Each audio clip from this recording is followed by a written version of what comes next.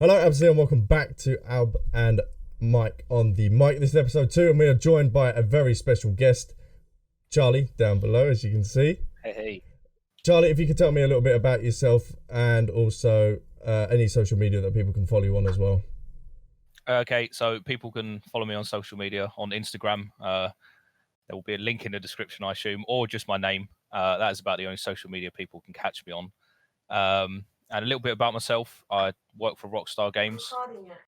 And yeah, that we'll keep it as that for now. Okay. Did you see him at the PlayStation event the other day? They probably trolled everyone.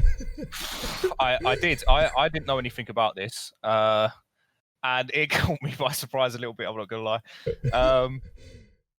But I think it's good. It's something to look forward to. I really enjoy the game, and I kind of always have, even before working there. So I think it's a massive step that a game can carry over across 3 generations like that. And I think it's going to be the first of its kind to kind of carry over that well. Yeah. What's that? GTA carrying over. Oh, what? Good platform? Yeah, I mean, it's like it's carried over 360, Xbox One, or PS3, PS4, and now it's going to next gen. So I think it's a massive step. Yeah. Crazy. Mm-hmm. It's crazy. It's showing like the benchmark of like online services that people are trying to do. Like Rainbow Six Siege is a very good example of that as well. Like they're setting the foundations for online games. It's crazy. How much have they made? Like £6 billion? That's like that's the most money. What? And then, off Google, yeah. GTA is the most revenued game of all time. It's the most revenue media, I think, of all time. So it's outsold book, film, game, all of that business. So it's done amazingly well. Yeah. It's beat Titanic. I didn't realize that. The last time I checked Google, anyway, it was the biggest selling media thing of all time. Yeah, it's crazy. It is unreal. Impressive.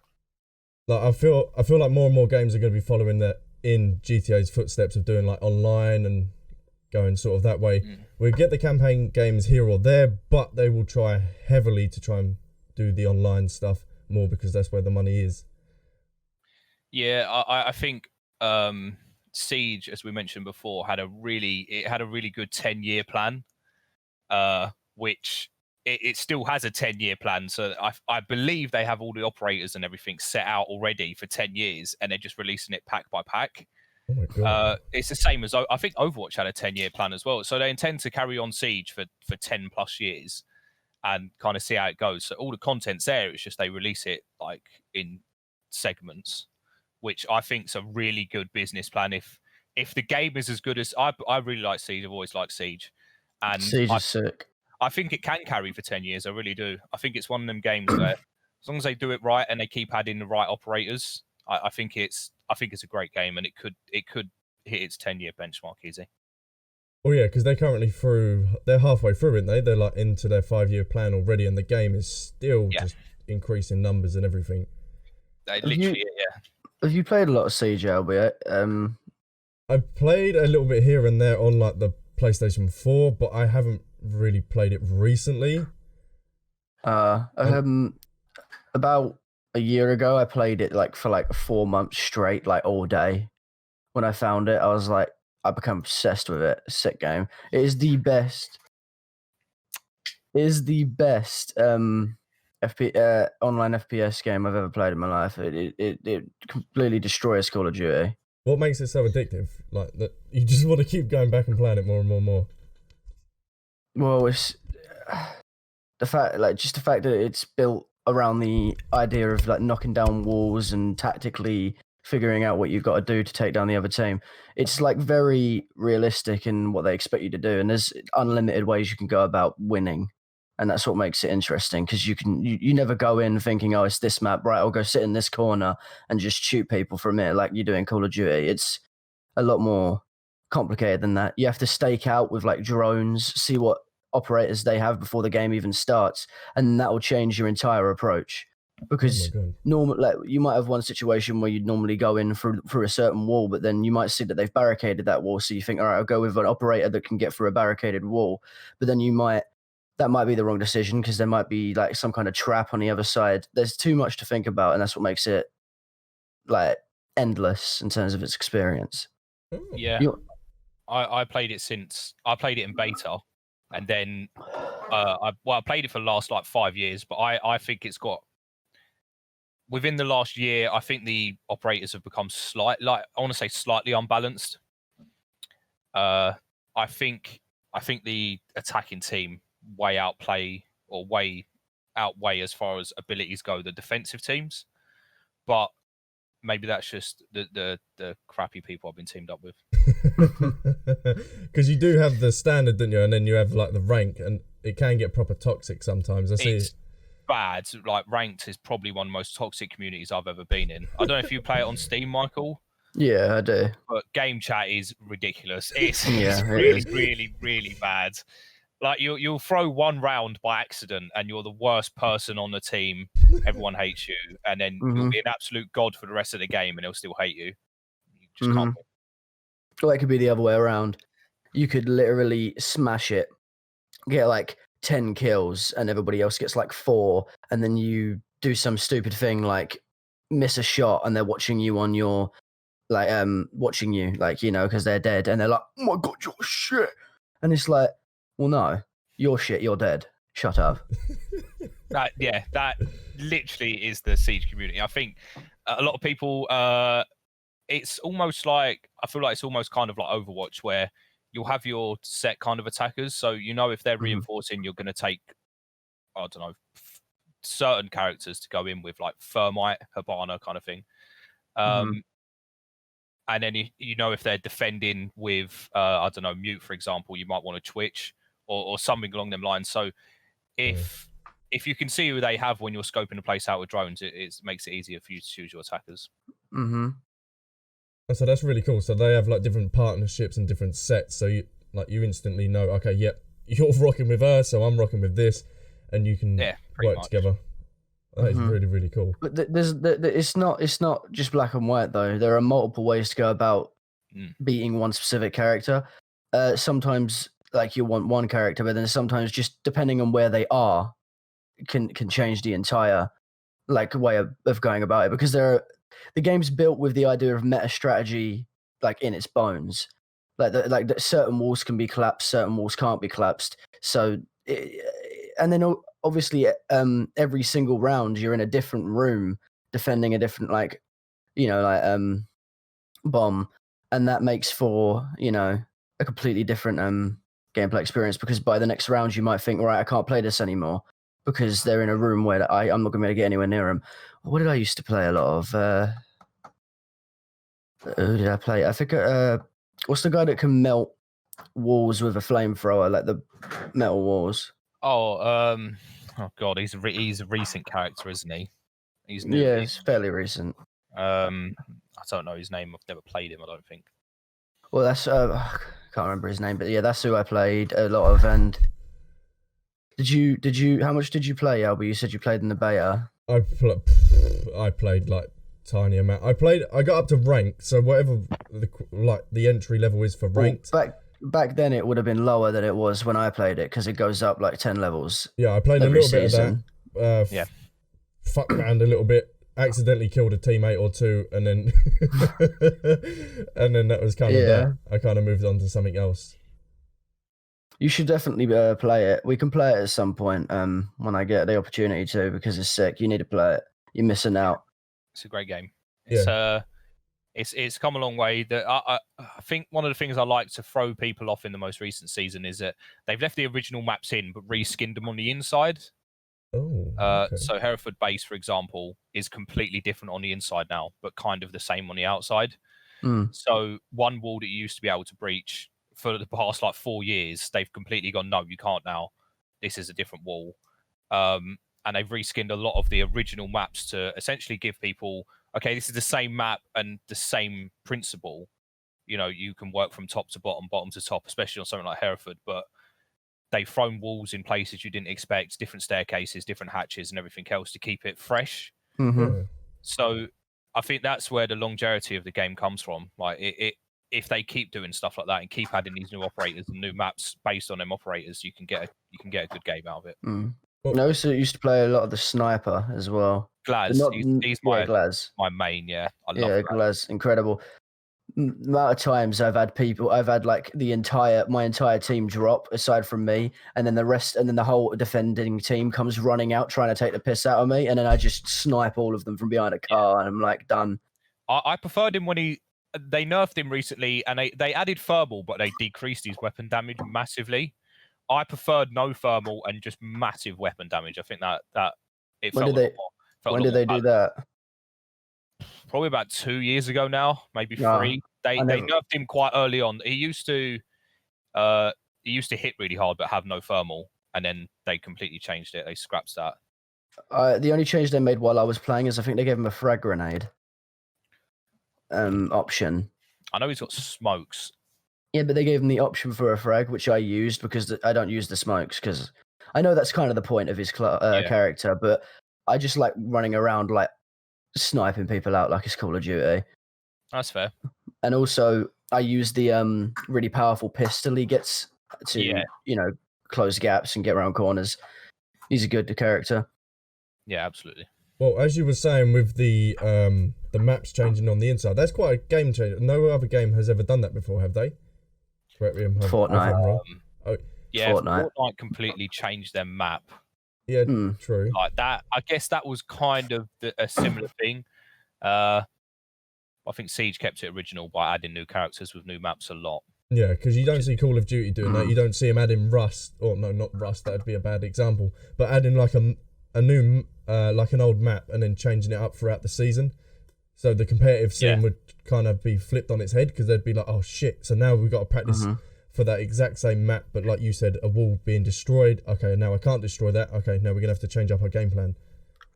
Yeah. What is cool about it is that is exactly the kind of dynamic that the game has. Like, it's almost like you are trying to breach a real house with real guns. Like, that's how serious people get about it because it has that level of mechanics to make you get that serious. You feel like you're sitting there like, right, if we fuck this up, we're actually going to die. Whereas in Call of Duty, it's just torrential. It's just ridiculous, just dying constantly. And then you respawn and you die constantly. And that's another factor is the fact that you can't, obviously if you die, you don't get to respawn. You have to wait. What's also cool is that the defending team, if they come outside of the house that they're defending, you can see them on the map, which means it's obviously stupid to do that unless, jump out and jump back in quickly, which the game does allow you to do because it gives you like a timer. Gives you 3 seconds, yeah. Yeah. Gives you 3 seconds to leave the building, so maybe you could just pop out a window, go brrr, and then jump back in. But if you spend a load of time running about, you're just going to get killed because people will know where you are. And what's good about that is it stops it from being like Call of Duty, where it's just massacre. It's like you can't be stupid. You have to be clever because you can't just. It's not about who's good at aiming and who's got reaction time. Though that does play a big part because the game has a really accuracy-based gunplay system. It's not like just like brrr, and you kill someone with a headshot by shooting him in the foot. It's very I think headshots are insta-kill, aren't they? No matter what the weapon is. Yeah, no matter what the weapon is. Every gun is one tap in the head, yeah. Yeah, every single gun, even just your regular old like because normally in a game like Call of Duty, you have to shoot him in the head like 7 times with a pistol. Like you have to like unload a whole clip into their head with a machine gun, and then the only thing that will kill him with one shot is a sniper. But this, you can literally shoot him with one bullet of like an assault rifle, and it will just kill them in the head instantly.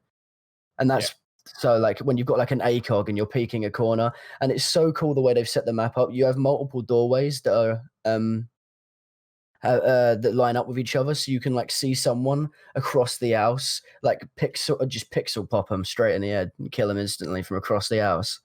Yeah, it's brilliant. That's fucking cool. That's fucking really, really cool. But speaking of like, what other games are people playing at the moment as well? Like, Siege is a massive thing. I play Sea of Thieves a lot. Oh, every day after work I play Sea of Thieves. But every day I play GTA. So yeah, I don't play much GTA out of work. Oh damn! It's not it's just you play it like God knows how many hours a day. I don't want to sit on it after work. I just want to kind of chill. And I think Sea of Thieves is the kind of game where I don't know if either of you guys have played it. I played a little bit of it when it first released, but I felt like because if you play it on your own, I feel like there's not much content.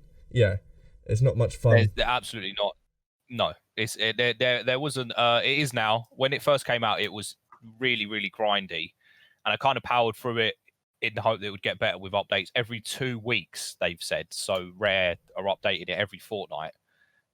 So there's usually a big update every fortnight, which I think from a game, like from a player's point of view, every 2 weeks for new content is unbelievable.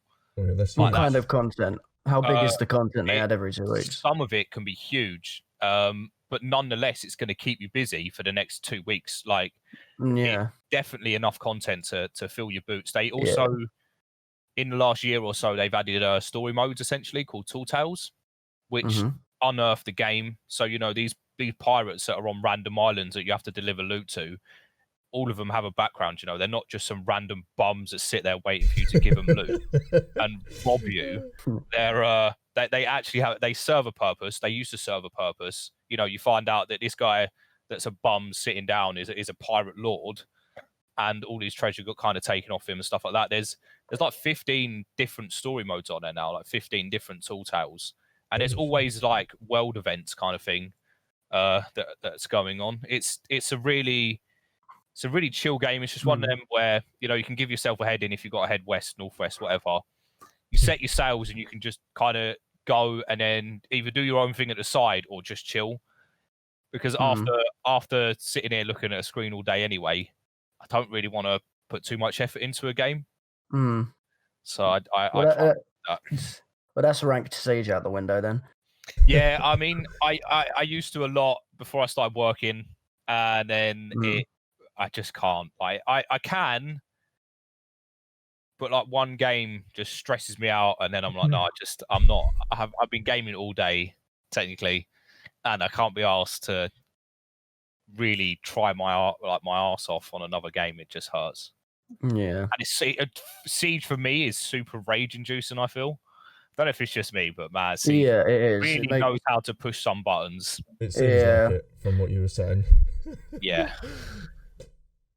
But yeah, I'd Sea of Thieves for me mainly really is my main kind game. I don't really know anything about it. I saw it at, like way back when it was being like showcased. Yeah. But is it like an MMO? Are there loads of people are running around with you? It's I don't know if I'd class it as an MMO. It's not. I wouldn't say it's a massive multiplayer online. It's a big like. Would you say like Destiny? The community itself is no, not at all. The community itself is huge, but the servers are small. If that makes any sense. So, for example, there might be like 4, maybe 5 ships on the same server, and that's it. So you've got the whole map between 4 or 5 of you. So it's not you're not meeting a ship every 5 minutes and getting your loot stolen off you. And is that 4 or 5 ships with multiple people on them? Yeah, absolutely. You can sail. So they have 3 different types of ships. They have a sloop, which is 1 and 2 player, which is a small boat, but they're the most maneuverable. So they have 1 cannon. They then have a brig, which is 3 players, or you could solo a brig. It's up to 3 players, but it's a big boat. And then there's the galleon, which is huge, and that's 4 players. And they're the kind of worst things you want to get rolled up on, especially if someone knows what they're doing. You get broadsided by one of them bad boys. That's it. It's game. You really have to accept it's game as well. But you've got to take stuff into. You can see the wind on that game, so your sails have to go into the wind, and they'll catch the wind. If you catch the wind, you go faster. But the way you outrun bigger ships is if you're a smaller ship, you go against the wind. Because more wind for you, like more against wind for you, is not going to push you back as much as their sails are going to push them back. Oh, so you essentially become faster when you're against the wind. So they've made it an even playing ground by doing little stuff like that. Can you just straight up, if they have a little boat and they have a huge boat, can you straight up just jump off your little boat and jump on their boat and just start? we giving them try one? to, absolutely, yeah. I will 1v4 any people on that game. Like, if I'm going down with my ship, kind of thing. Like, it's a case of what me and my friend Anthony usually do is, I guess we're both pirate legends, so we're both max rank on that game. So people tend to leave us alone when they see the boat, the sails, because we've got the pirate legend kind of boat, if like the customizations. Mhm. Yeah. So people tend to look at our boat and go, that's not really worth the fight. Yeah, fuck So that. we have the fear factor on our side, but some people, because we're on a 2-man boat, a 4-man boat will come over and it will try its luck. It's got 4 cannons, we've got 1. But what we'll try and do is we'll try and get a good lead on them and sail against the wind. Anthony will jump off the back of the boat and jump on their boat and anchor their boat. So if you can get on and sneak on, drop their anchor, and they'll just sit still, and it takes so long to bring the anchor up, so you've gone by that point. Or if you drop their anchor, they're just a sitting target. They can't pivot on the spot when their anchor's down. So you can just kind of go in front of them, and they can't hit you with the cannons because their anchor's down, and someone's given them one with a sword on their boat. So you know, it's a very good. Sounds good. Yeah, it's really good. They have an arena mode which is PvP only. That's hell. Like, that is absolutely. You have to. I don't want to go on too much and keep your time, but there'll be an island in the middle of this circle. Essentially, you can't go out of this circle. It's a set circle on the sea, and there'll be an island in the middle, and you have to fight for 1 chest. Oh my god! Now that's like 6 ships fighting for 1 chest. Turns into an absolute shit show. Turns into a brawl on the island with shotguns, snipers, pistols, fire bombs, blunder bombs, grenades, everything. It's all going off. In the main game, Yeah. what happens if you do have your boat destroyed? Do you lose all your stuff? Do you just lose it? So let's say you've sunk 4 hours into one voyage, which is easy. You literally, it might take you a pirate legend voyage can take a good 3-4 hours at minimum. Because you've got to go from one island to another if you're going to sit down and play Sea of Thieves, that's why I do it after work, because I can get on at 6, 7, finish at 11, 12. But yeah, back to your question, if you you spend 4 hours and all that loot you've got on you, if you don't hand it in and they sink you, then they take it all. Every last scrap of that loot is gone. Savage. Yeah. Did you say Rare make it? Rare make it, but they got brought by Microsoft, so Rare are now owned by Microsoft. So that's why they've got.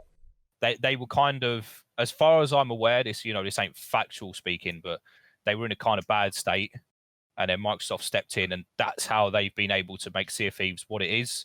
They really upped their game, and have the updates and stuff like that has been possible now, and it's turned into a really good game for them. Yeah, Rare. They made Viva Pinata, didn't they?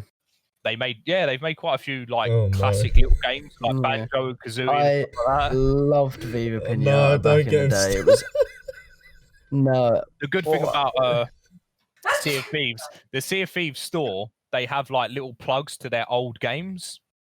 So they have a Viva Pinata front of boat and stuff like that. Oh yes. Unicorn that's glowy and stuff, and it's just little nods to their games that they've previously done. It's great. I still don't understand why they haven't made a Viva Pinata free and put it on the Switch. It just seems like it was made for it. Oh man, I honestly, the PS5 reveal thing. Mm-hmm. I thought when I saw that little strawberry, I don't know what game it was, but I thought that was Viva Pinata. I was so happy to see that. I really thought it was the game that I've been waiting for, and it turned out to just be some bum game that I really didn't care about. But it was. Albie, what's your hate on Viva Pinata? Oh, you can just talk. Sitting over there hating. Yeah, but when I loaded it was when I was younger. I loaded it up and I was like, "What the fuck is this?" I was just roaming around this little farm or something, and I didn't have a Scooby and what to do. I was just like, the fuck is this? Even though it looks like it's made for kids, if you don't have a clue, you ain't getting anywhere. It's very chucks you at the deep end, yeah. It's just like, right, here's a garden, it's all ruined. Get all the pinatas, and you're like, oh, All There's right. also like you can see like animals mating and stuff, like the worms and stuff. Oh, yeah. A little bit on that game. This is Peggy free, man. It's pretty in your face. It's a bug life I've rating. Fucking hell. It is, yeah. It's lovely. Oh my god. But speaking of that PlayStation event, oh my god, did you see the PlayStation 5 though? That modem's looking good. I haven't seen it yet. It's certainly changed the tide on my thoughts on what I'm going to get next, because I've been Xbox for so many years, and it's actually killing me that I might have to just go PlayStation. Yes. I actually give up on Xbox. I give up on Xbox and went to PlayStation on the PlayStation 4. Mm. Xbox 360 beat the PlayStation 3 so badly it wasn't even a competition. Yeah. It wasn't even relevant. PS4, I don't know. I just respected what they went for better. Like the Xbox One is just like, oh, we're going to be an entertainment system, and it's just a bunch of stuff I don't want on there. Yeah. And the PS4 is all about what we play. This is to play games, and that's what I want. Yep. But yeah, my brother keeps telling me to watch all the PS5 stuff, but I haven't yet. It was If good. you do get a chance, just watch it. I think the Rockstar announcement right at the beginning really got people happy. You just see It the just showed logo. it just showed the Rockstar logo, and then GTA 5 is You bastards. Whoa. Because Yeah. you do have a really good lineup of games. You have like Max Payne. I would love to see another one of them. You have Bully. It's just, they have so many games that they're not touching. I always forget all the. Red Dead is there. Oh yeah, Red Dead's Dead as well. huge. Red Dead is massive. Yeah, I love Red Dead. It's a great game. I'm just looking it up because I'm surprised they I didn't. can't do nothing remember else. what games they have. I mean, it's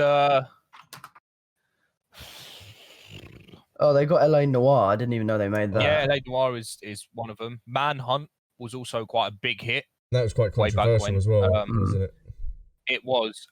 They brought the IP for Max Payne, I believe, or something along the lines, because EA made the first 2, and then Rockstar made 3 or something like that. Yeah, they had so many development problems, didn't they? They took years to release Max Payne. What is this? Yeah. Rockstar made a Game Boy Color game called Austin Powers. Oh, behave. It's Do I make you Randy? It's we don't. I guess we don't talk about. I don't talk about it personally. No one else talks about it. So. Oh my god! I don't know. What is that? I don't know. I know it's a Rockstar thing, so I had to do my research. But yeah, that's where it was. I guess that was the market at the time. I don't know. Oh my god! But speaking of like development time and everything as well, a couple of months ago, Rockstar did say they've changed their studios completely due to the crunch within the gaming industry. They've completely reshuffled it so they don't have that crunch within the end cycles of video games, like they did with GTA 5 when that released in 2013. Yeah, I guess I wasn't there for that, so I can't openly say what it's like or whatever. It's not my job to say. I personally, I think I get treated really well, and I've had no problems. I enjoy where I work. I'm not just saying that because I would I wouldn't still be here if I didn't, kind of thing. Yeah. And I've been looked after really well, so I can't fault it really. I think it's great. I think I was lucky enough to have the opportunity straight out of uni. Yeah, how did it come across? Honestly, the story of it is I can give this story because it's me. It's a bit of me, and I had such a hard time after uni getting a job. Like, it was kind of the thing. I just wanted to get working, so I went back to live with my mum after uni. After living on campus, I went back and I was like, do you know what? I'm just going to apply for everything and anything, kind of thing. And I'll apply for the games industry, but I'll also apply for anything local because I just wanted to get a job and get some money in, kind of while I was like Tesco's, McDonald's, just literally doing anything. Yeah. And so I went for a door-to-door salesman job. That was terrible. I went for one day. Well, like Avon. No, like it Avon or was, something? for like Like white windows gold. and doors and Like white gold. conservatories. I'm not like, yeah, it was exactly like white gold. Obviously, I won't mention company names, but it was terrible, and I couldn't stand it. I think the people that were there like were preying on people a little bit within certain areas, and I didn't enjoy it. I'd done the day with them, and I was like, no, I'm not coming back. It's not a bit of me. It's it's that kind of industry. It's commission only. Ooh. I'm not happy with it, and no, it's just one of them things, isn't it? That's why they upsell you things. They just want to sell you stuff, and it's not a bit of me. I think the age of the internet, where if you wanted new doors or windows, you Google it.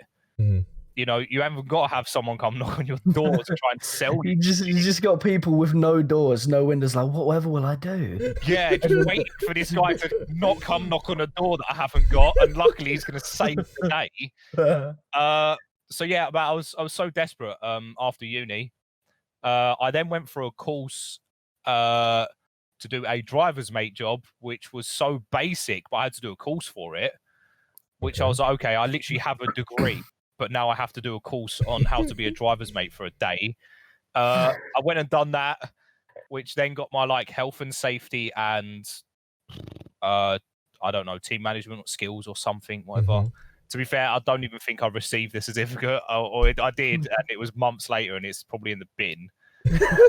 I just wanted something. I went to that, and then I went to the job interview, and then the woman was like, "No, like you're not what we're looking for. Go away," kind of thing. I was like, "Well, okay, cool. I guess I'm not good enough." Oh God. I don't know what they were looking for, but apparently I wasn't it. Someone with a degree, fresh out of uni. I had the problem where I was overeducated for certain things, which is a thing. Yeah.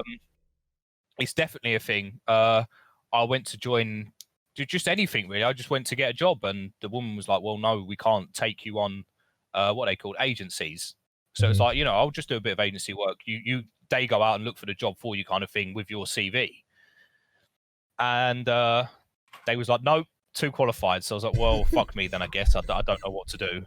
I applied for a lot of smaller indie studios, not India, Jesus, indie studios, and they never really got back to me. And I thought, okay, I don't know what they're looking for. I've specialized in one subject. I don't know. I actually don't know. So I went through 2 or 3 months of just bouncing from job to job, thinking I'm never going to get employed. I guess this is the moral of the story, is that I went from a really shit place after uni, really terrible, not in a good spot. And then I applied for Rockstar, and here I am today, like, I don't know, nearly a year down the line now. Oh my God. And it's crazy how life can really change like that. It's mental. Incredible. I applied, and it's a very vigorous, like, interview stages, a process, and it's a long process. But nothing could have made me happier than a day when they was like, "Well, you kind of got it." Oh my God. And I went from there, man. It was really a big change. Yeah, it's unbelievable. Like, they're such a behemoth of a company, and just like massive. The point I make to my friends is that I was expecting to kind of start at an indie company kind of thing and work my way up to the huge companies, the big ones. I won't name many names just for the sake of it, but there are some absolute monsters out there. There's ones bigger than others. Yeah, there's sharks bigger than the smaller fish. And I was expecting to start at the smaller fish and maybe have a good input and help out a lot. And then went kind of straight to Rockstar, which was crazy. Into the deep end. I couldn't see myself doing it. I really couldn't. I had a good friend of mine at uni. He went to work at Sports Interactive, made Football Manager. Oh, okay. He was working on Football Manager. And Football Manager is absolutely huge. I know Sports Interactive, Sega now, which were brought by Disney, I believe. So they then got a whole new like workplace, and he went to work there. Like, they do like FIFA Fridays and all this bits and What? bobs. And, I bet that gets compared. so like I've just heard how good that company is. You know, I've not experienced it firsthand, but judging by we had a speech at our uni, and the guy was really trying to sell the job to us, like, oh, you come work for us after uni and kind of thing. And one of my friends did. He went to be a developer there, and sounds really good. Mm. So yeah, there was honestly, out of like, I think one thing to let people know is that, especially if you want to be in the games industry, is that if you start kind of low, start at the bottom. Even if you don't start at the bottom, don't set your targets too high. Like, I've got friends that have the same degree as me in story development, game story dev, and they're just like, oh, I'm going to go straight in as a senior story developer of the bloody world. You know, like they expect the highest paid job, and they expect to be a story dev of a AAA game like tomorrow. You know, straight out of uni. When there's people out there that have 20, 30, 40 years experience writing stories for games, you're not going to compete. No, not at all. It's a dog-eat-dog world out there. And for these people, a lot of people from my uni think they're going to go straight in at something, and they're not. Yeah, because I feel like the I don't know. I think the film industry is still above the gaming industry, but it's only a matter of time until the gaming industry takes over, because it's just absolutely huge. But like you were saying, you started your entry with Rockstar, so now you can just build your way up, like Neil Druckmann did with Naughty Dog. It's kind of what I want to do. I'm super happy where I'm at, though. That's the thing. I enjoy my job a lot more than what my uni presented it as. You know, they said if you start at junior level, you're not going to enjoy it, and they didn't sell it to us, and I love it. So that's good. I remember in college where they would showing us what you have to do to game test. Yeah. And I remember absolutely hating every second of it. It was the worst thing ever. In fact, the whole course was just dog shit. The course was terrible. Well, the first year was good. The second year it just fell apart. It did. It really did. I think because of certain people leaving, teachers leaving, whatever, it really flopped. Certain like conjugal things going on in the background, causing some problems. It was terrible. We all knew what was going on. Yeah. Someone had to say something, and there was repercussions because of it. Massive repercussions. Well, Jesus. I mean, I took that for, you know, it was it got me what I needed to get into uni, I guess. Yeah. Okay, I'll probably wing most of college, and it was one of them courses where I don't think it was marked too well. No, there was serious problems with the marking. Yeah, I did fuck all the whole time. Did it all last minute, and they got a distinction. Like, that don't make no sense. They just gave away those grades. I think they did because it looks good on them, based on you know, come to our college, we only leave with distinctions. There's always a reason for that. You know, it got me to where I need to be. It got me into uni, and then honestly, when I was at uni, I was not expecting to.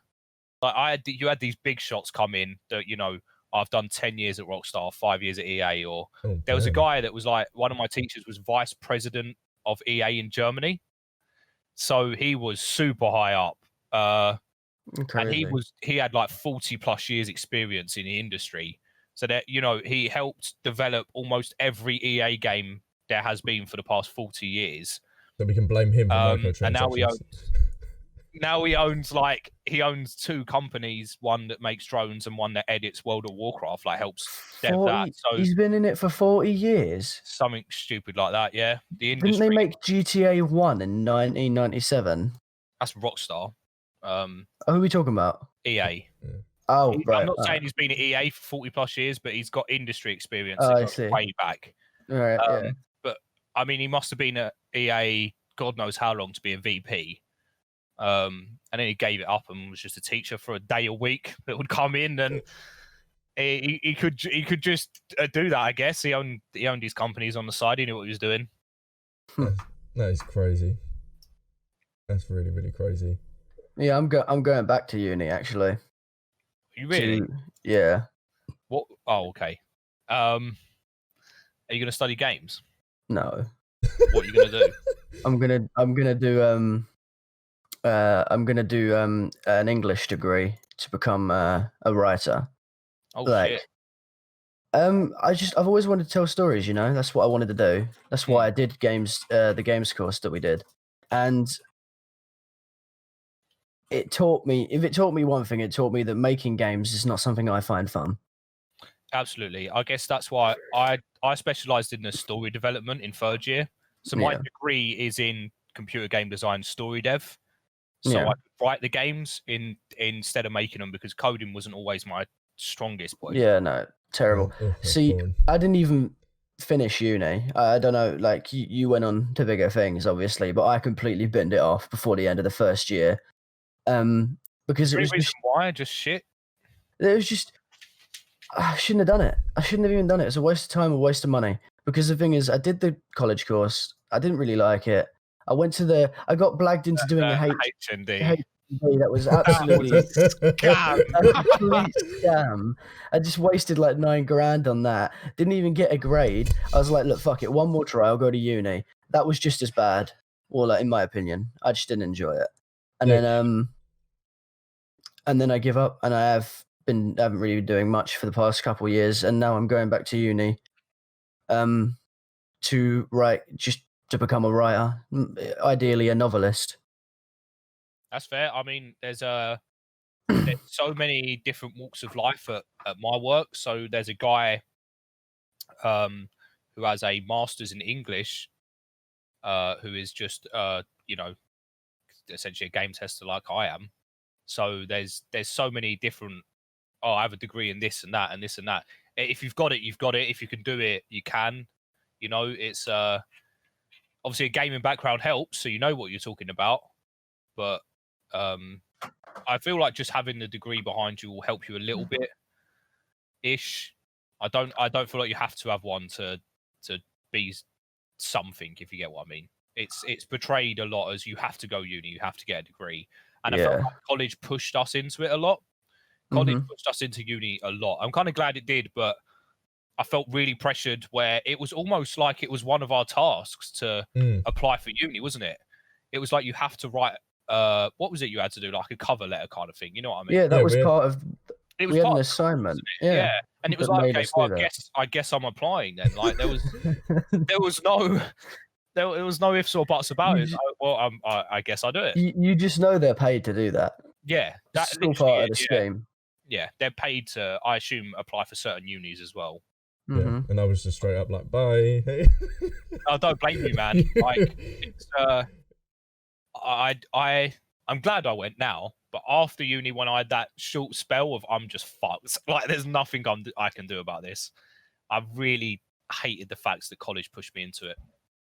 Yeah, it was mad how much they actually pushed it. Yeah. Like Nick is the only one left, isn't he? That is at uni. He's at his final year, isn't he, Michael?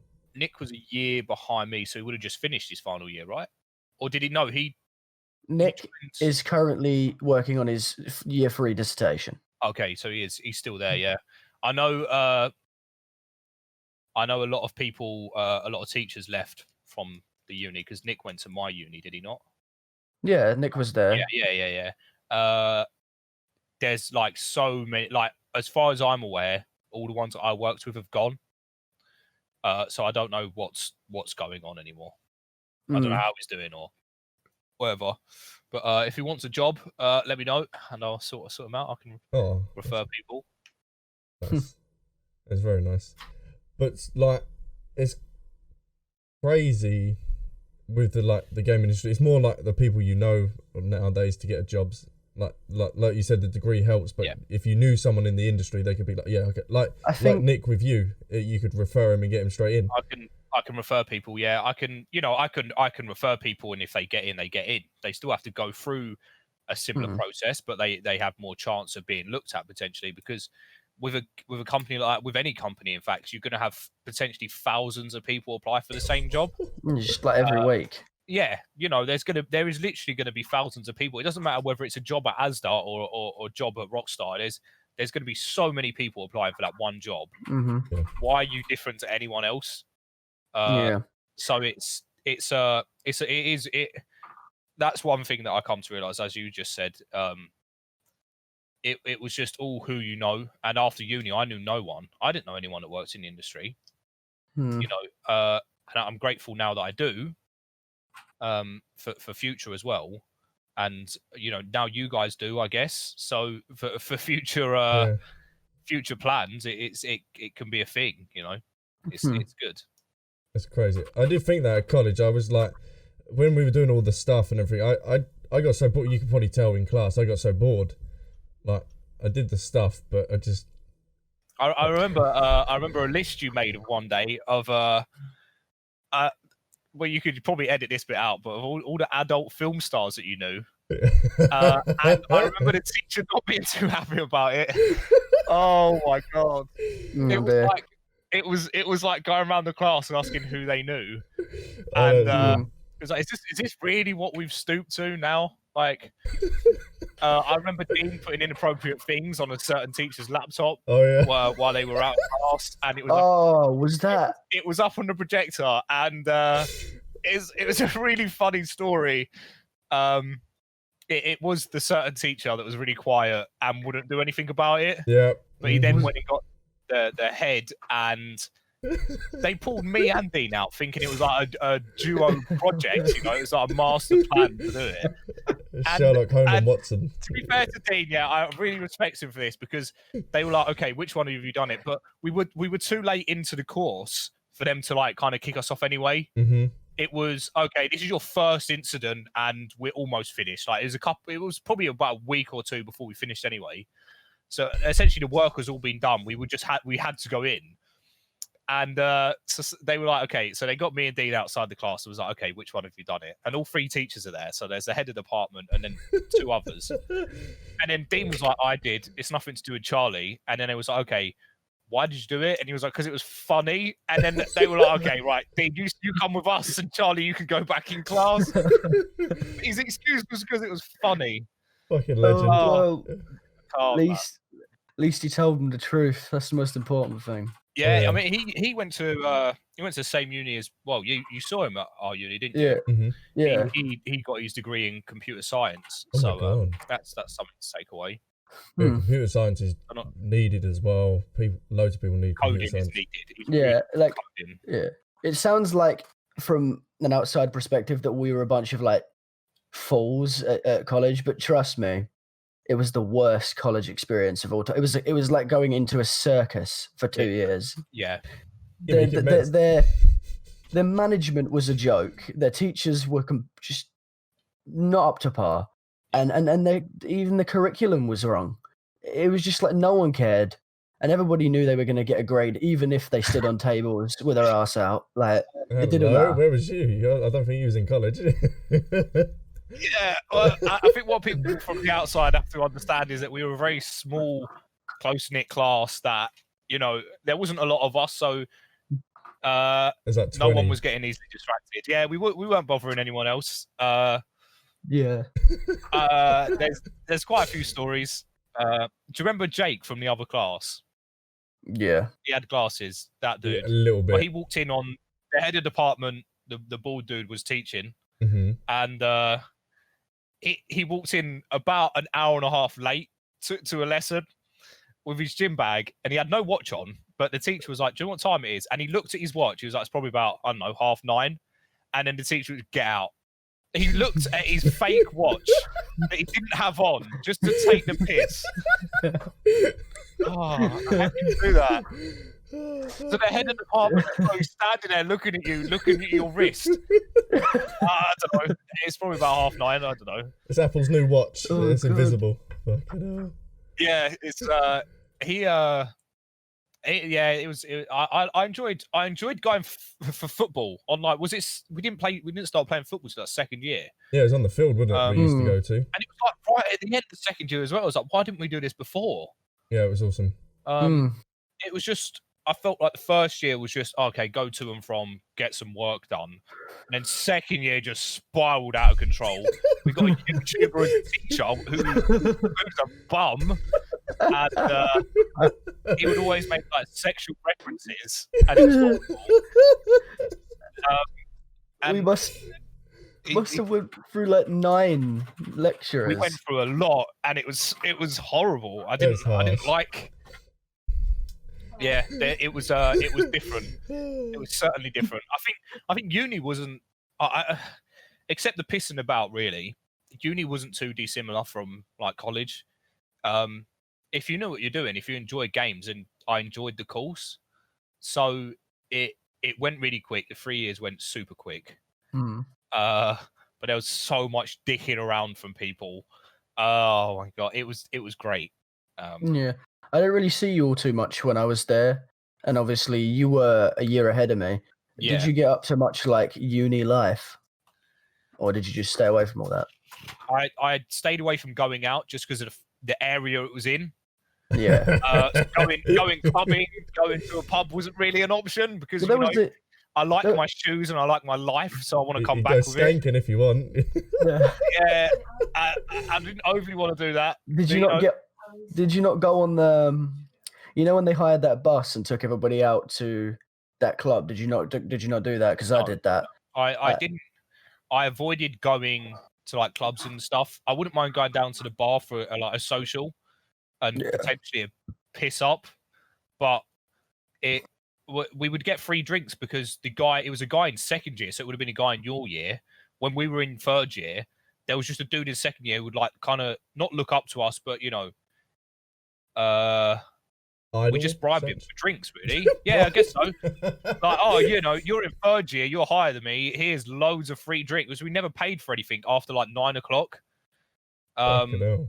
Just got absolutely fucking rattled. Like, not much, but you know, when we would hand in a grade, you know, people were like, well, I'm going to fail anyway, so I might as well drink myself silly on free drinks. Why not? Yeah, I only ever went to that bar that they had on campus like a few times.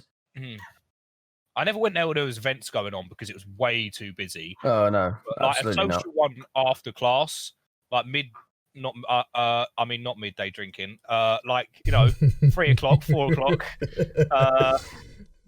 Not after a 10 a.m. lecture. We'd go for a drink. Well, Just to take the edge off the rest of the day. Yeah. Bit of absinthe. I think I went to one of the events that was up there because I remember we were all getting searched. I met you under the bridge. Hello.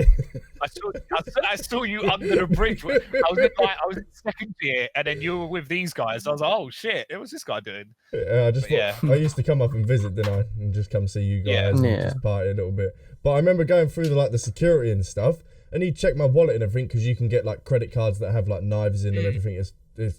It's crazy the stuff they have to look out for. And as my wallet was quite fat, I had no money in it or nothing. I just had like receipts and stuff in it. He instantly pulled me to the side and was like, "You got loads of money?" I was like, "No." I was like, "No, it's look." He's like, "No, you can go." Why does he care if you've got loads of money? Because they think you're drug dealing or whatever on the campus. Yeah. And it's just like I feel like there was a lot of that going on in that campus. Yeah, I got offered drugs so much at uni. I was in circles with people who were like heavy drug users. Yeah. And they had no trouble getting it. They had enough for they'd go through a month's worth a week. What? And it was cheap as well. Like people were just throwing it around, giving it away. It was a complete party central. There was a serious underbelly at that uni of stuff I didn't want to get involved in. There was some dirty stuff. Almost like an underground market of like it was, you know, you had your set people that you knew were doing it because they were out at all hours.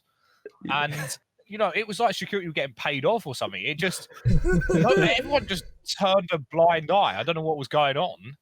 And in the gym, you would go in the gym and it was full of void heads from the local area because they let anyone in, which I don't think was a good idea because you've got uni students there. And, you know, some younger female uni students that don't want to be spoke to by a huge dude that's on roids. Yeah. And the gym wasn't a nice atmosphere. It wasn't somewhere you could go work out without being eyeballed by like 3 men who are going to fuck you up outside kind of thing. Yeah, I went there a few times and I I paid the amount of money that you have to pay for the whole year's worth of entry. I went 3 times. Yeah, and it was just so uncomfortable. It was not a nice environment. They had like a bronze, silver, and gold package. I had the gold package, which was just a scam because I would only ever go in like off-peak hours anyway. So realistically, I didn't need to pay, and they would never check. Like, how are they going to check what times you're going in? So even if you did get a bronze package, you could just go down there. I think your card wasn't. I think they said the card wouldn't work. I never scanned my card because the machines that you scanned them on never worked. So you just walked in. Like, it was just, oh, it's not working today. Go on. It was like, okay, well, cool. Lovely. Crazy. It's the blind eye. In you go. The entire of college and uni for me was just like, it was like a sitcom. It was like unbelievable. The things that happened. Oh, you know, it's a funny one. I used to vape in my room, which obviously you wasn't allowed to do. You put a sock over the fucking fire. And I only... People used to put, like, condoms over the fire. Yeah, well, I wasn't savvy enough for that. So I was just vaping because I just thought... I think I tricked myself into thinking it wouldn't go off because once I dropped a slice of bread on a hob and I had a load of black smoke go up in the kitchen, and it did, and the alarm didn't go off. So I was like, there's alarms, there's shit. I'll just vape. And I had the window open, and it worked for months. And then one day it just goes off, and I'm just scatting. I'm like, I'm gonna get kicked off the course. I'm gonna get kicked out of the building. I'm gonna be outside. My stuff's gonna be. And then I remember running down the hallway, and they had these. You know how each flat was linked by a fire door. Yeah. Aaron and the rest of his flat. I'm just like at their door. They've all crowded to the fire door, and I'm like, I fucked up. And they're like, oh shit. And then the girl there, I won't name her, but there was a girl in his flat. It was like, oh, run back to your room, wet your head, take your shirt off, and pretend you're in the shower. And I did that, and as they knocked on the door, like 3 burly men walk in, and I'm like, just pretending to have a panic attack, like, what's happening? It's a fire. And then like, oh no, your shower's done that, you div. And I'm like, oh, I'm sorry. And they're like, all right, it's fine. They and can I'm tell like, what room it come from, and it's scary. Yeah. Yeah. You're thinking they're strippers or something to turn up. They saw all of the mist of vape, and they were like, oh, shower steam, yeah. And I remember I was pretending to have a panic attack, and I had my like head in my lap, because I was obviously half pretending to be the fire and half trying not to make it obvious that I was faking it. And then one of them just picks up a bottle of Coke that I have on the side. He's like, drink that, don't, calm down, it's all right. And I'm just sitting there grinning like, I can't believe that I'm getting away with this because it's so obvious. Like, the amount of mist that was in my room, it was like walking into a fucking it was like fog outside. It was pathetic. Like you shot on OnlyFans. I tell you, or something. What's up? One thing the uni did teach me though is I guess I thought it was cool. It was a cool experience to live away and live on my own and manage my own life, and that's pretty much all I got from it. Yeah. But that was valuable, I'd say, because before that I had no experience outside of I also didn't, and living at dorms for 3 years. I guess that's kind of why I wanted to get my own place as quick as I could. And now I'm, you know, fortunate enough I do. So, you know, I've got my own office and all this and whatever. So it's nice that I have this now in a nice area. It's not to be horrible to my mum, but I couldn't go back home. Like, it's just not the same. I couldn't deal with the nagging. You know, I clean when I want. You know, I can shit with the door open. That's good, and shower with the door open as well. It's freedom, yeah. You know, just naked, just the feeling of being naked is just it's good. You know. Yes. And I think that's back to the fire alarm story though. One of my friends at uni, I won't name. He'll know who he is if he does watch this though. He hotboxed his room with quite a few of them, and it was inevitable the fire alarm was going to go off, but they wanted to do it anyway. And there was a lot of them in there, so I assumed they thought it wouldn't go off. I don't know what their idea was, They were too baked. And they hotboxed the room. And I just remember him coming down to me. And I think he pulled the dressing gown thing, like, oh, I've just got out of the shower kind of thing. Mhm. And he never got caught for it, which was, I guess, lucky. What? But I know some people did get caught for hotboxing their room. Did they have no sense of smell? Like, they must have not have. I don't think they checked his room. What was it? First year, me and Dean thought it'd be funny. The girl at the time didn't. She like pretty much started crying. But we thought it'd be funny to sellotape all her cutlery and all her saucepans and everything to the kitchen ceiling where she couldn't get them. But Oh god. looking back at it, if a knife or a fork had fallen off the ceiling, which it was likely, it was only sellotape. Yeah. we could have potentially done a lot of harm. But dear. it was duct tape. It was pretty strong. But she come in, and then the dorms. There's like 6 rooms or 4 rooms, depends what dorm you lived on. Just the ceiling was just dangling, was just forks, spoons, knives all the way down. She come in, she started crying. She did not find it funny, but me and Dean were creasing at it. Oh god. And then Jigsaw Albie, do you comes out remember the that fucking time? cupboard or something. Yeah. She was not happy. You want to play a game? Do you remember? do you remember when you had to hide in my room, Albie? Wait, what? Oh, because they were coming round because When it's they past were- the curfew, wasn't it? Well, what it was is that we were making so much noise that we attracted the security at the party we were at, or when we were in Aaron's having a party, and they were all coming, and I just had Albie in my room for like, how long were you in my room for? About I an even hour? left you in there on your own at one point. Yeah, hour, 2 And then hours. you had, yeah, I had to hide him, and then we had to blag our way out of it, and he couldn't be there while we did that because they wanted IDs, and he obviously wasn't at the uni, and he was past curfew. And I remember you took a load of like letters I had and like paper and wiped your ass on it while you were in there. Oh God! I had a load of like, I don't even remember what it was. It was just like, oh, that was it. It was a bunch of filled out forms for visiting, and he's wiped his ass on all of them. And ripped them all up and, like, because I said to you in the corner of my shower. Yeah, I said to you, you'll only be a minute because that's what you was going to get. You was going to get toilet roll, and I kept messaging you, and I was like, "Where the fuck is he?" And I was turtle headling. Oh, is that what I was supposed to be doing? Yeah, you was meant to be coming back and give me toilet roll. We were all trying to get out of trouble. I didn't have time for toilet roll. So I was turtle headling, or fucking King Kong's finger was about to come out, and I was like, "Nah, stuff this."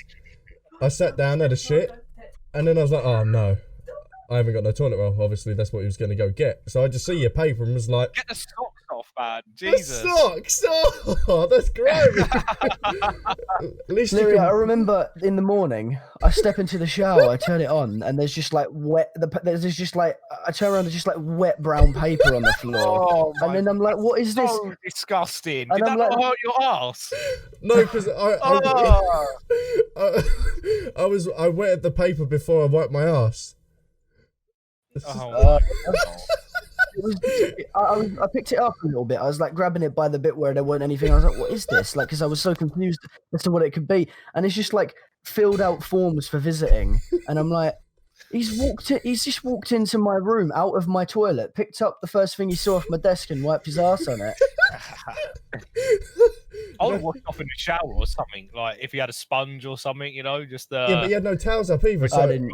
and if I would have been like naked or just drying out on his bed, he would have been like, "What the fuck have I come back to?" I should have used your pillowcase. Oh, Really, God. that would have been a good one. like the corner of the sheet or something. Yeah. Yes. Turn that inside out. He won't know the difference. I lived, but nourish wise, I lived terribly at uni. I ate noodles every day for almost a year.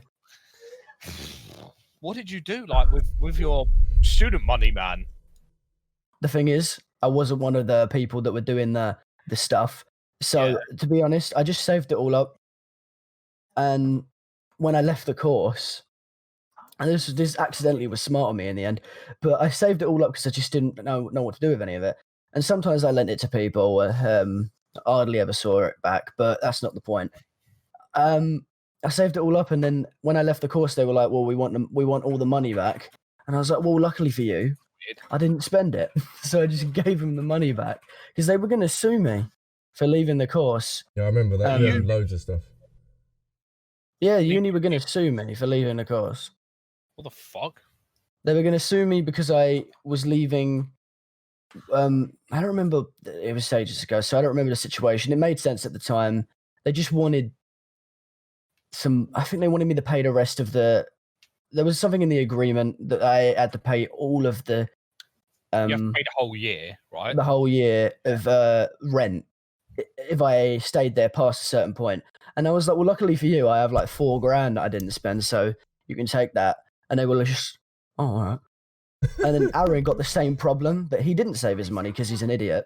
Yeah. And then he ended up having to pay it off in installments. He's probably still paying it now. Oh my God. Jesus, man. What is he doing with his life? I don't really know a lot about what he's doing, but I think he's, well, I can't talk. If his living arrangements are still the same, I can't say because he shouldn't be in those living arrangements. Okay. But yeah. I have no idea. He's not really doing anything different from what he was doing last time you knew him, though, really. I follow him on social media, and he's, as far as I'm aware, he just kind of smokes weed and chills. Yeah. Kind of it. Which is what he did beforehand. Yeah. Nice. Do you know, does anyone know if Tyler's still at uni? I don't know who that is. I think Tyler's in next year. Oh, did he take a break? I don't know, to be honest. I remember using him. I used him for my dissertation, just to get like a game test out of him. So he was in your year? He was in the year below. Okay, so I'm pretty sure he... Oh, no. He was in first year when I was in third, I believe, because they were like, oh, go get some first and second years, and essentially use them and tell them it will be good practice for them to see your dissertation, because we didn't have any friends we could go get. So we would go get people from the course that were in first and second year. I'm sure Tyler was in our year. He might have been, yeah. He might have been a year below, but I think I remember him telling me something about like taking a gap year or something, or taking a year off. Well, then he'll be third now, right? Well, if he took a year off, it'd be two. Then he'd be going into third. He'd be behind Nick now. Then I don't have a clue. Like I can't even picture his face. It's been ages. Lots happened since then. A lot has happened. Yeah. I'm kind of glad that I didn't go uni in the end, because I was quite firm on the choice of not going. Based on you made the right choice. Don't you worry about that. I mean, I would say the same, but it's got me here, so it's good for me and really bad for others. Honestly, I know so many people that are struggling right now because of going uni. Mm-hmm. Yeah, and it's whether it paid off or not for certain people. I think the majority of the time it doesn't, which I'm kind of disappointed about. You know, for a lot of people out there, they're gonna be in debt for God knows how long, just because of something they kind of they feel like they have to do when you really don't. Yeah, but you don't have to. Yeah, you got to be pretty proud of yourself though. The dedication that you've done for months and months and months. Like it's not like you just bummed off and was like, all right, something will come along. You strived and you put the hard work in. To be honest, and got it. I think nowadays the most important thing to do if you want to get anywhere. And people go, it's like uni, college, and all that. You obviously have to go to college. I'm pretty sure that's the law. College is, you have to be in education till 18 or something. Yeah, so in my opinion, I think what people should do is go college. Yeah. But the moment they're 16, get in McDonald's or something. Get any kind of job experience, any at all. And then once you have that, just do a part-time job throughout college, bin off the idea of uni, get somewhere, establish your ability to have work, because the thing is, so many people go to uni, they don't have the experience of ever having a job, so then they're like 21, no job experience, and when you're applying to Tesco's, because that's where you start, not everybody's fortunate. I started at McDonald's I didn't even start at McDonald's. I started at a hotel pub in a kitchen as a pot washer. So when I was 15, I think 16. Yeah. Since I left uni, I've worked at luckily managed to get a job at Asda because of my brother. And then since then, I've worked at Primark too. Right now, I don't have anything, but you know, it's the stuff going on in the world right now doesn't really allow that to be easy to get back into work. But the like I was saying, like when you go to Tesco's, they see your degree, they're like, we don't need that. This is Tesco's. And then they see no job experience and you're 21 and they just don't even read it. They throw it in the bin. Yeah. It's important you get the job experience immediately. Worry about that first because you can go to uni when you're 40 if you really want to. And I'm going back to uni and I'm 22 and I've been to uni twice already because the H&D counts. They let you have so many chances. It's actually a joke. Yeah. So just do it another time. Just get a job, have several years of work experience to fall back on. That's what's important because if you don't, you will just struggle for the rest of your life. You'll be with your mum forever because that seems to be how it is in this country. It's either you make it or you're with your mum forever. Yeah. And that's how this country is. But yeah, no, that's definitely what people need to do, I think. I think one piece of advice I would give is that I saw a lot of people in interviews, not for my jobs specifically right now, but previous jobs, they're just so fake. And I went into my job interview kind of as me, had a laugh, you know, and you don't show this fake side of you that's educated from uni and this and that because it's not you, you know. I would talk to an employer how I'm talking to you, like no different.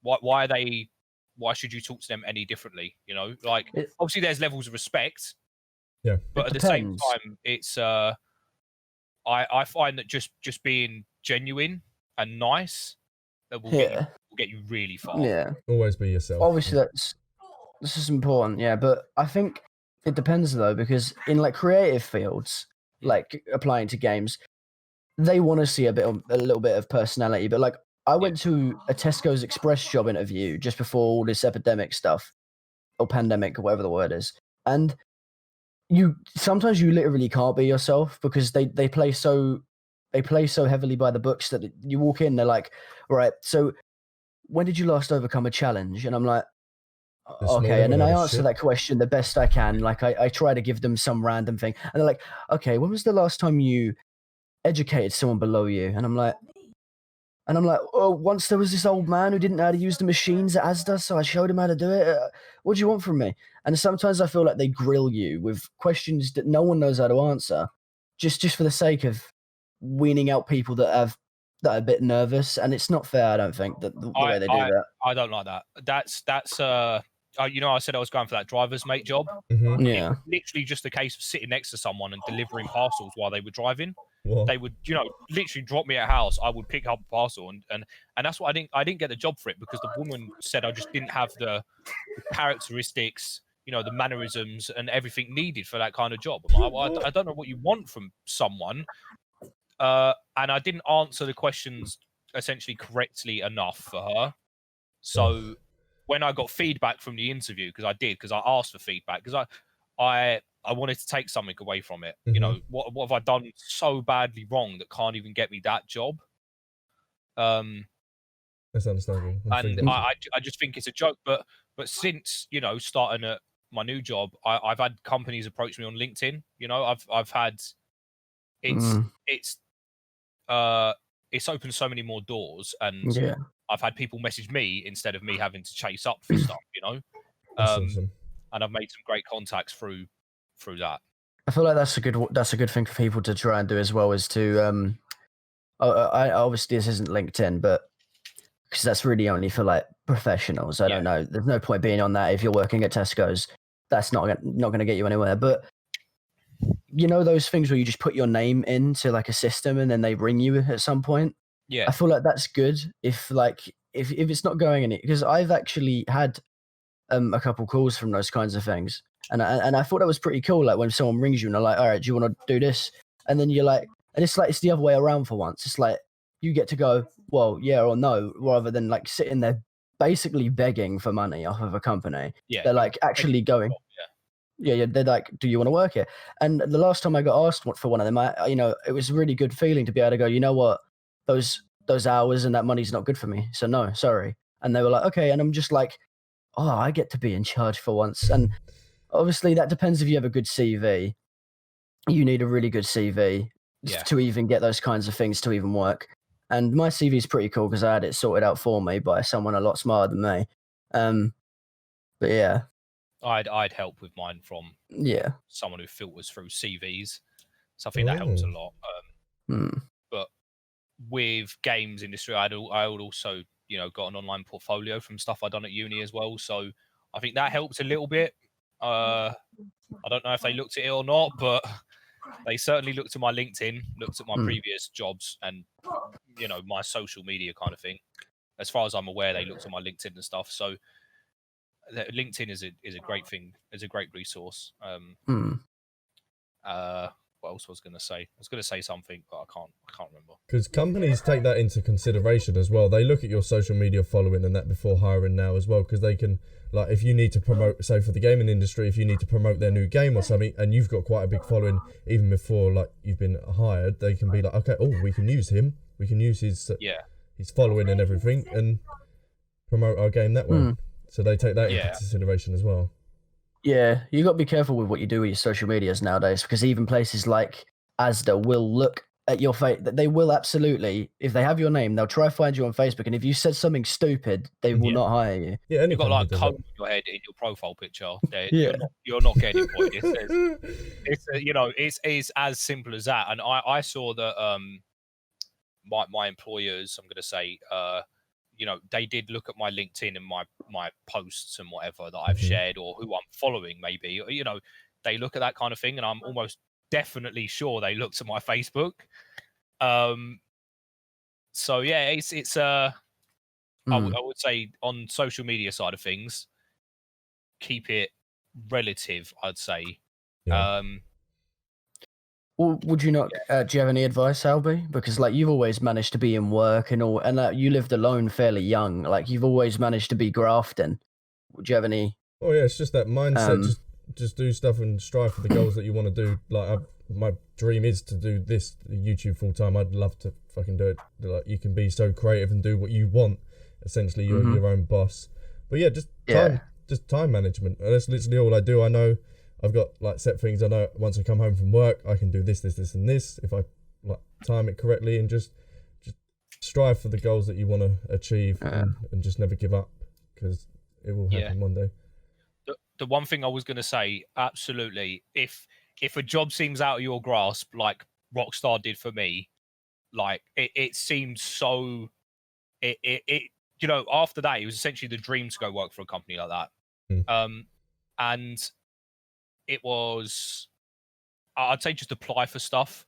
If it seems so distant, if you can, secure yourself an interview or receive feedback from a massive company or even a smaller company, if you want to be, I don't know, there's so many things you could be. Yeah, like not just in the games industry, movie, film, whatever, all these different kinds of industries.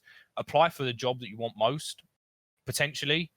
And if you so much as get a chance of an interview with one of them, that's something. Yeah. Like I never thought I would get an interview. And now I'm here. It was just like, oh shit, okay, I'm gonna reply, and damn, like holy shit, they got back to me. I would tell everyone who does watch this, kind of just apply for it.